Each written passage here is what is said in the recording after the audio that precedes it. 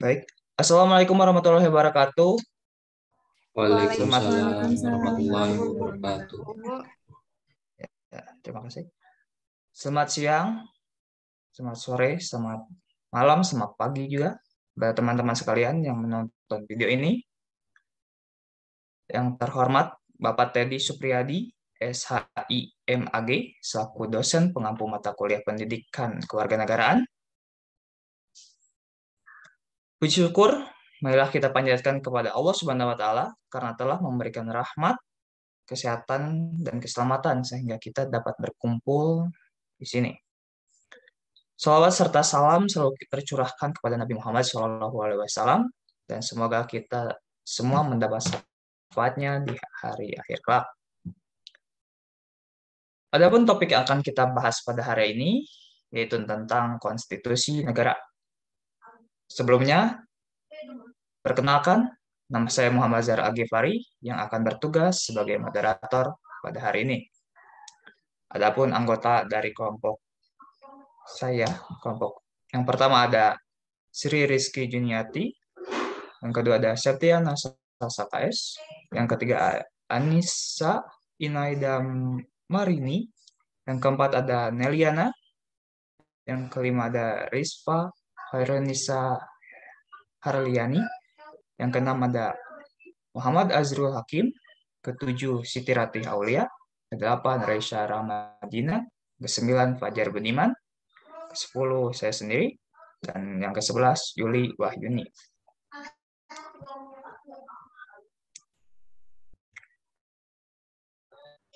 Sedangkan untuk rangkaian acara pada kali ini yaitu tentang pertama pembukaan, kedua pemaparan materi, yang ketiga ada penambahan dan pemberian pendapat, dan yang terakhir adalah penutupan. Baik.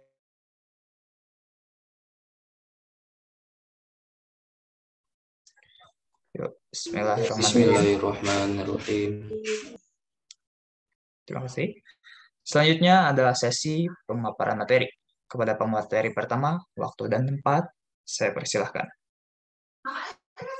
Terima kasih kepada moderator yang telah memberikan kesempatan untuk saya memaparkan materi kali ini.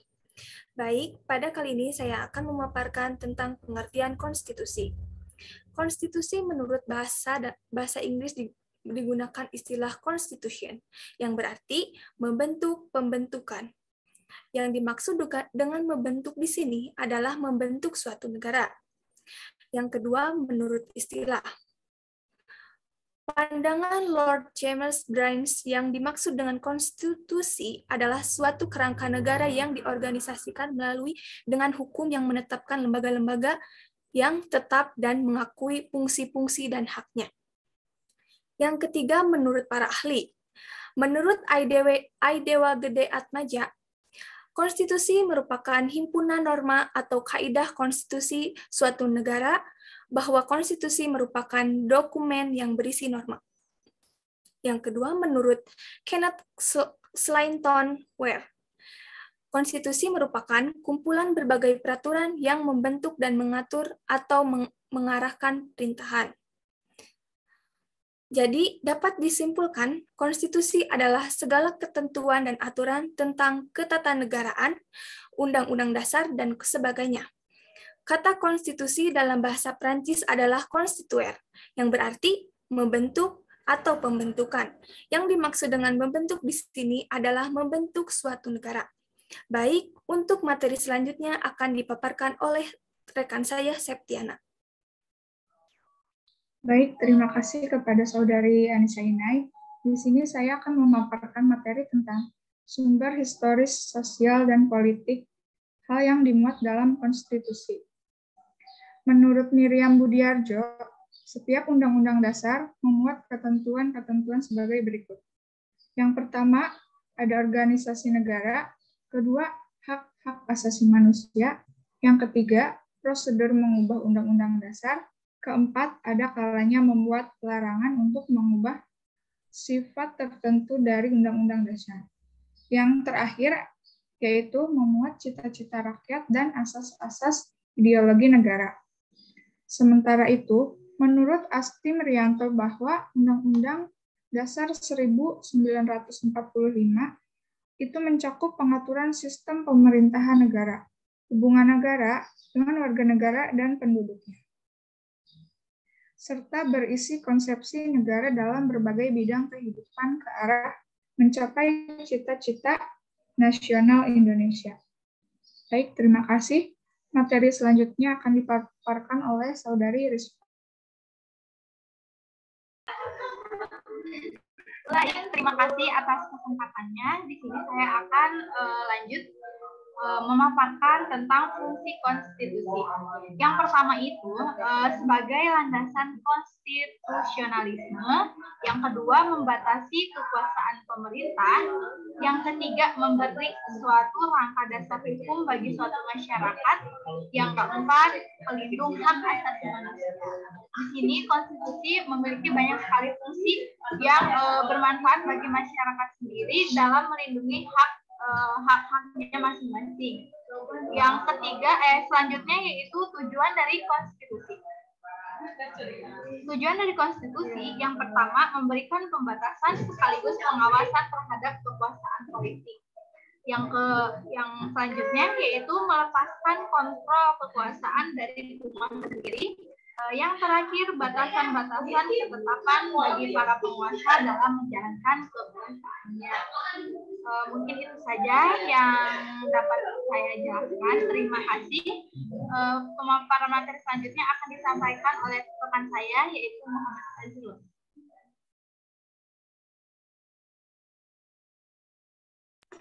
Baik, terima kasih atas kesempatan yang diberikan kepada saya. Di sini saya akan memaparkan dinamika tantangan konstitusi. Tumbangnya rezim Orde Baru dan lahirnya era reformasi adalah bagian dari salah satu tujuan reformasi pada saat itu. Pada awal era reformasi, pertengahan 1998, masyarakat harus berurusan dengan berbagai tuntutan reformasi. Tuntutan ini telah dikomunikasikan oleh berbagai bagian bangsa, terutama pelajar dan kaum muda. Pada pertengahan 1997, negara kita dilanda krisis ekonomi dan moneter yang sangat hebat. Krisis ekonomi dan moneter yang melanda Indonesia ketika itu merupakan suatu tantangan yang sangat berat. Akibat dari krisis tersebut adalah harga-harga melambung tinggi, sedangkan daya beli masyarakat terus menurun. Sementara itu nilai tukar rupiah terhadap mata uang asing, terutama dolar Amerika, semakin merosot. Menyikapi kondisi seperti itu, pemerintah berusaha menanggulangi dengan berbagai kebijakan. Namun kondisi ekonomi tidak kunjung membaik. Bahkan kian hari semakin bertambah parah. Krisis yang terjadi meluas pada aspek politik. Masyarakat mulai tidak lagi percaya kepercayaan pada pemerintah. Gelombang unjuk rasa secara besar-besaran terjadi di Jakarta dan di daerah-daerah. Unjuk rasa tersebut dimotori oleh mahasiswa, pemuda, dan berbagai komponen bangsa. Pemerintah sudah tidak mampu lagi mengendalikan keadaan. Maka pada tanggal 21 Mei 1998, Presiden Soeharto menyatakan berhenti dari jabatannya. Berhentinya Presiden Soeharto menjadi awal era reformasi di tanah air. Pada awal era reformasi, pertengahan 1998, muncul berbagai tuntutan reformasi di masyarakat. Tuntutan tersebut disampaikan oleh berbagai komponen bangsa, terutama oleh mahasiswa dan kaum muda. Beberapa tuntutan tersebut yaitu: pertama, mengamandemen Undang-Undang Dasar Negara Republik Indonesia tahun 1945. Yang kedua, menghapus doktrin duifungsi Angkatan Bersenjata Republik Indonesia. Ketiga, menegakkan supremasi hukum, penghormatan hak asasi manusia, serta memberantas korupsi, kolusi, dan nepotisme atau KKN. Keempat, melakukan desentralisasi dan hubungan yang adil antara pusat dan daerah. Yang kelima, mewujudkan kebebasan pers. Keenam, mewujudkan kehidupan demokrasi. Adanya tuntutan tersebut didasarkan pada pandangan bahwa Undang-Undang Dasar Negara Republik Indonesia tahun 1945 belum cukup membuat landasan bagi kehidupan yang demokratis, pemberdayaan rakyat, dan penghormatan hak asasi manusia. Di samping itu, dalam tumbuh Undang-Undang Dasar Negara Republik Indonesia tahun 1945 terdapat pasal-pasal yang menimbulkan penafsiran beragam atau lebih dari satu tafsir. Bisa disebut juga dengan multitafsir, dan membuka peluang bagi penyelenggaraan negara yang otoriter, sentralistik, dan tertutup. Berpotensi tumbuhnya praktik-praktik korupsi, kolusi, dan nepotisme. Penyelenggaraan negara yang demikian itulah yang menyebabkan timbulnya kemerosotan kehidupan nasional. Salah satu bukti tentang hal itu adalah terjadinya krisis dalam berbagai bidang kehidupan atau krisis multidimensional. Tuntutan perubahan Undang-Undang Dasar Negara Republik Indonesia tahun 1945 merupakan suatu terobosan yang sangat besar. Era sebelumnya, daki adanya sikap politik pemerintah terkuat oleh berkehendak untuk tidak mengubah Undang-Undang Dasar Negara Republik Indonesia tahun 1945. Apabila muncul juga kehendak mengubah Undang-Undang Dasar Negara Republik Indonesia, terlebih dahulu harus dilakukan referendum atau meminta pendapat rakyat dengan persyaratan yang sangat ketat. Karena persyaratannya yang sangat ketat itulah, maka kecil kemungkinan untuk berhasil melakukan perubahan undang-undang. Dalam perkembangannya, tuntutan perubahan undang-undang menjadi kebutuhan bersama bangsa Indonesia. Berdasarkan hasil pemilu 1999, sesuai dengan kewenangannya yang diatur pada pasal 37 Undang-Undang Dasar Negara Republik Indonesia tahun 1945 secara bertahap dan sistematis 4 kali perubahan. Yang pertama, perubahan pertama pada Sidang Umum MPR 1999. Yang kedua, perubahan kedua pada Sidang Tahunan MPR tahun 2000. Ketiga, perubahan ketiga pada Sidang Tahunan MPR tahun 2021. Dan keempat, perubahan keempat pada Sidang Tahunan MPR tahun 2002. Perubahan Undang-Undang Negara Republik Indonesia tahun 1945 merupakan yang dari tuntutan reformasi sebenarnya sejalan dengan pemikiran pendiri bangsa, Ketua Panitia Penyusunan Undang-Undang Negara Republik Indonesia, yaitu Insinyur Soekarno dalam rapat panitia persiapan kemerdekaan Indonesia pada tanggal 18 Agustus 1945. Di antaranya menyatakan sebagai berikut, bahwa ini adalah sekedar undang dasar sementara. Undang-undang dasar kilat bahwa barangkali boleh dikatakan pula inilah revolusi and ground. Nanti kita membuat undang-undang dasar yang lebih sempurna dan lengkap.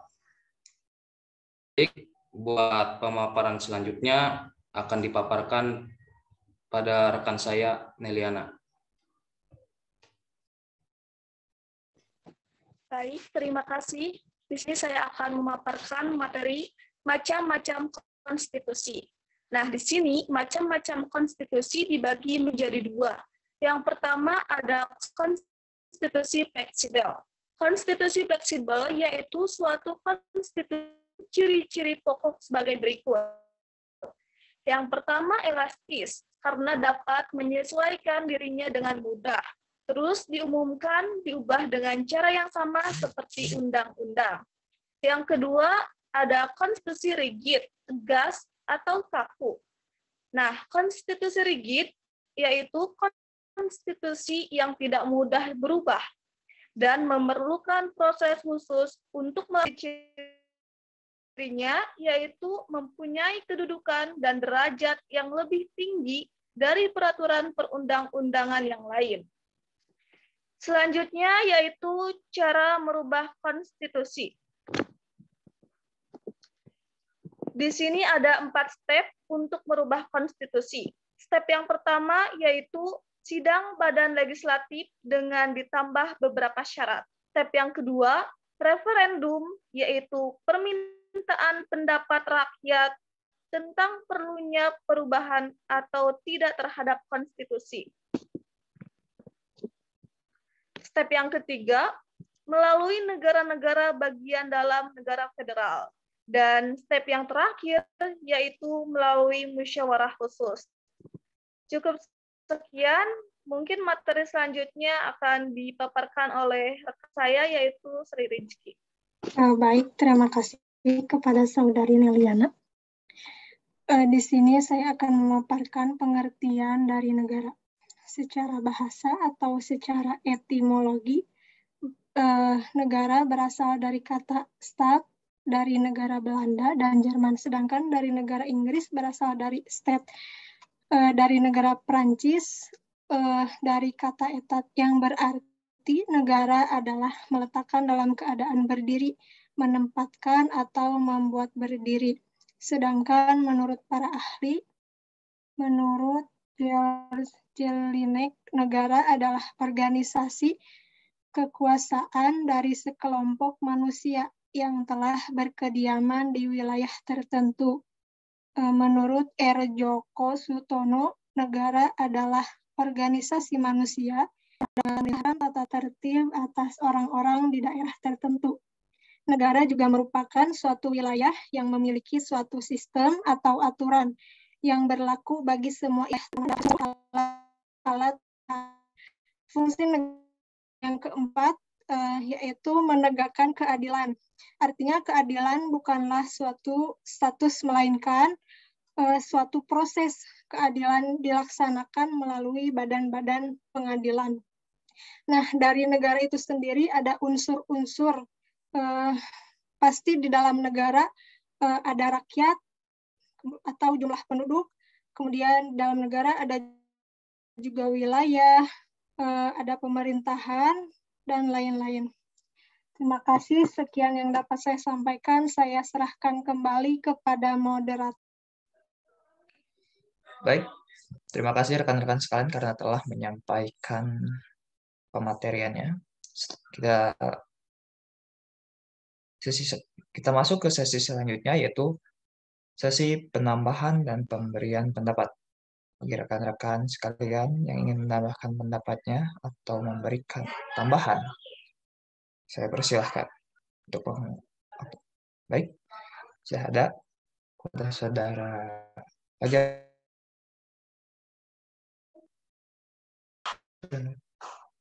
Baik, saudara Ratih. Baik, sebelumnya terima kasih kepada moderator yang telah mengizinkan saya untuk berbicara. Kemudian juga terima kasih untuk para penyaji dari kelas 1C. Di sini saya ingin mungkin menyampaikan tanggapan gitu, komentar, dan juga ingin menambahkan materi yang dibahas tadi. Jadi yang pertama saya ingin memberikan komentar dulu gitu untuk pematerian tadi. Nah, kalau dari saya sendiri, mungkin dari kelas 1C tadi pemateriannya sudah cukup baik. Lalu materi yang terdapat di PPT juga sudah memuat inti-inti dari materi yang dibahas atau dimuat. Namun mungkin ada saran dari saya untuk penyampaian materinya, mungkin dari tiap orangnya, mungkin untuk lain kali bisa diperbaiki lagi dalam penyampaian materinya, supaya bisa lebih baik lagi. Nah, akan materi mengenai konstitusi, kebetulan tadi belum sempat terbahas oleh para penyaji. Jadi di sini saya ingin menambahkan materi tentang perbandingan konstitusi antar negara gitu. Nah, jadi kan di setiap negara itu konstitusinya pasti berbeda-beda, pasti tidak semua negara itu menganut konstitusi yang sama.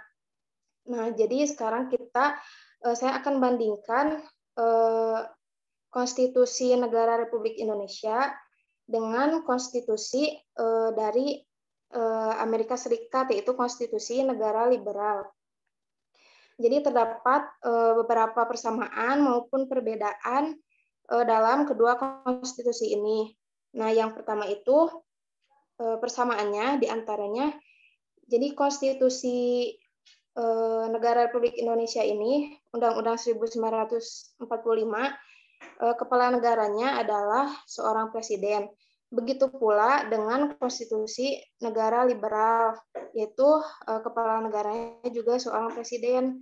Kemudian persamaan yang kedua itu dalam konstitusi RI dan juga konstitusi negara liberal sama-sama menggunakan sistem pemerintahan presidensial. Lalu untuk selanjutnya ada beberapa perbedaan gitu dari kedua konstitusi ini. Kalau misalkan konstitusi RI itu menerapkan sistem pembagian kekuasaan, nah kalau untuk konstitusi negara liberal ini menerapkan sistem pemisahan kekuasaan. Kemudian untuk kekuasaan eksekutif, untuk konstitusi negara Republik Indonesia dipegang oleh seorang presiden, kemudian dibantu oleh satu wakil presiden dan juga para menteri. Nah, sedangkan untuk konstitusi negara liberal, kekuasaan eksekutifnya itu dipegang oleh presiden untuk masa jabatan 4 tahun. Kemudian untuk kekuasaan legislatif. Nah, dari konstitusi RI itu, kekuasaan legislatifnya dipegang oleh DPR bersama-sama dengan presiden. Untuk konstitusi negara liberal, kekuasaan legislatifnya itu jadi dipegangnya itu bukan kalau di kita itu DPR. Nah, kalau di konstitusi negara liberal ini dipegang oleh Kongres, kemudian oleh House of Representative dan juga Senat. Nah, lalu ada satu lagi yaitu kekuasaan yudikatif. Kalau untuk konstitusi RI itu di kita kan dipegangnya oleh Mahkamah Agung dan juga Mahkamah Konstitusi. Nah, lalu untuk konstitusi negara liberal ini kekuasaan legislatifnya, kekuasaan yudikatifnya itu hanya dipegang oleh Mahkamah Agung saja, jadi tidak ada Mahkamah Konstitusinya. Nah, yang terakhir untuk Undang-Undang 1945 di amandemen sebanyak 4 kali sampai dengan tahun 2002. Nah, untuk konstitusi negara liberal telah diamandemen sebanyak 24 kali sampai dengan tahun 1964. Mungkin dari situ kita mengetahui beberapa perbedaan dan juga persamaan dari konstitusi negara Republik Indonesia dengan konstitusi negara liberal, yaitu konstitusi negara Amerika Serikat. Mungkin dari saya cukup sekian saja. Saya kembalikan kepada moderator. Terima kasih. Baik, terima kasih kepada Saudari Siti Ratih yang telah memberikan kritikan dan sarannya, serta tambahan untuk rekan-rekan dari kelas 1C. Selanjutnya kepada Saudari Raisa, waktu dan tempat dipersilakan. Baik, terima kasih kepada moderator atas kesempatannya. Sebelumnya, perkenalkan nama saya Raisya Ramadina. izin untuk menambahkan materi perihal urgensi konstitusi. Tadi sudah disinggung sebelumnya oleh Rispa mengenai fungsi konstitusi. Nah, sebelum kita ingin mengetahui urgensi dari konstitusi, kita harus mengetahui dulu nih apa fungsi konstitusi. Seperti yang sudah tadi disebutkan, ada sebagai landasan konstitusionalisme, membatasi kekuasaan pemerintah, memberi suatu rangka dasar hukum bagi suatu masyarakat, dan pelindungan hak asasi manusia. Nah, dapat disimpulkan bahwa urgensi atau kenapa sih kita ini harus memiliki konstitusi di dalam sebuah negara gitu. Nah, ini dia untuk membatasi kekuasaan pemerintah ketika penyelenggaraan negara dan menjamin hak-hak dasar negara. Untuk selanjutnya, izin menambahkan sedikit, tadi sudah disebutkan bahwa konstitusi di Indonesia ini adalah Undang-Undang Dasar tahun 1945. Nah, pada pembukaan Undang-Undang Dasar 1945 ini merupakan bisa dibilang sebuah trailer gitu ya, atau garis besar tentang konstitusi di negara Indonesia kita, mengenai sumber hukum tertinggi, memuat Pancasila sebagai dasar NKRI. Untuk penampilan tadi, pemaparan materi yang dijelaskan oleh kelompok kelas C sudah cukup menjelaskan tentang konstitusi dan penampilannya cukup baik. Terima kasih. Sekian dari saya kembalikan kepada moderator. Baik, terima kasih kepada Saudari Reisha karena telah memberikan pendapat tambahan. Selanjutnya kepada Saudara Fajar Budiman.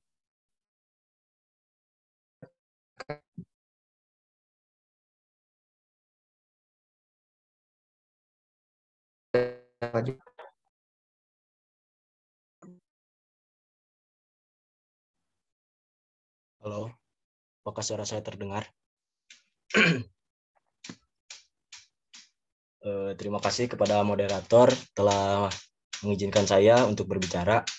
Sebelumnya saya di sini ingin menambahkan sedikit materi tentang dinamika tantangan Undang-Undang 1945, di mana yang tadi telah dijelaskan oleh Muhammad Ajrul telah bagus. Akan tetapi di sini saya ingin menambahkan dari periode awal kemerdekaan. Seperti yang kita ketahui, pada awal kemerdekaan Indonesia menggunakan konstitusinya yaitu Undang-Undang 1945. Nah, Undang-Undang 1945 ini disahkan pada sidang PPKI yaitu pada tanggal 18 Agustus 1945. Nah, pada awal kemerdekaan, tantangan yang dimiliki oleh negara ini sangat sulit karena semua sektor yang ada di negara ini belum berkembang. Nah, meskipun negara kita telah diakui merdeka, akan tetapi negara Belanda belum mengakui negara kita sebagai negara yang merdeka. Maka pada tahun 47 atau 1947, Belanda melakukan agresi militer Belanda II, di mana agresi militer Belanda agresi militer Belanda I, di mana agresi militer ini berfokus untuk menguasai perkebunan dan perminyakan yang ada di Jawa dan Sumatera. Nah, tidak hanya itu, pada tahun 1948, Belanda melakukan agresi militernya yang kedua. Akan tetapi, agresi yang kedua ini berfokus untuk menyerang ibu kota negara. Pada saat itu, Belanda menyerang Jakarta, akan tetapi ibu kotanya sudah berpindah kepada Yogyakarta. Dan tujuannya untuk menangkap para tokoh-tokoh penting yang ada di Indonesia. Nah, untungnya sebelum tertangkap tokoh-tokoh tersebut, Insinyur Soekarno berhasil menyampaikan mandat kepada Syafruddin Prawira Negara untuk dibentuknya pemerintah darurat Republik Indonesia di Bukit Tinggi. Adapun solusi dari agresi militer Belanda I dan II ini yaitu konferensi meja bundar di Den Haag, Belanda. Nah, di sini Belanda akan mengakui negara Indonesia sebagai negara merdeka dengan syarat bahwa negara Indonesia harus berubah menjadi negara yang serikat. Alhasil, Indonesia berubah menjadi negara Republik Indonesia Serikat. Nah, maka dari itu, konstitusinya juga berubah menjadi Konstitusi Republik Indonesia Serikat. Maka pada tanggal 27 Desember 1949, Indonesia berubah konstitusinya menjadi Konstitusi RIS.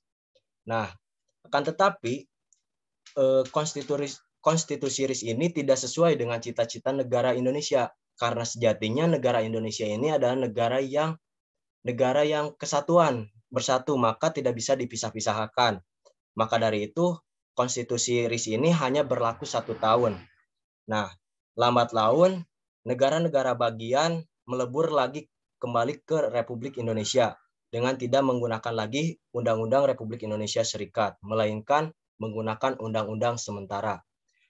Pada tanggal 17 Agustus 1950, secara resmi Indonesia tidak menggunakan lagi konstitusi RIS, melainkan menggunakan Undang-Undang sementara. Adapun tantangan Undang-Undang sementara ini, yaitu kan di sini itu dibentuk Badan Konstituante, di mana tujuannya itu untuk membuat undang-undang baru. Akan tetapi, dalam Badan Konstituante ini terdapat 2 kubu, di mana ada kubu Islam dan juga kubu yang demokrasi atau Pancasilais. Maka dari itu, setelah berjalannya sidang demi sidang, tidak ditemukannya kesepakatan untuk membuat undang-undang baru. Alhasil, keluarlah dekret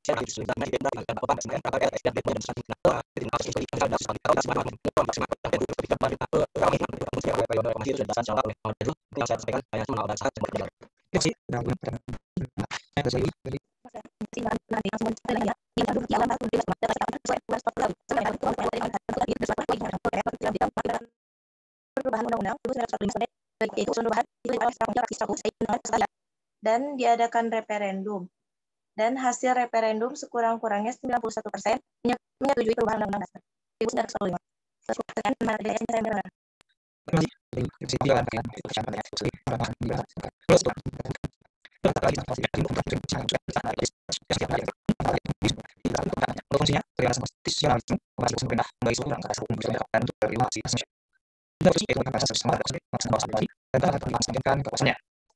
Ada dinamika konstitusi yang ada di Indonesia karena itu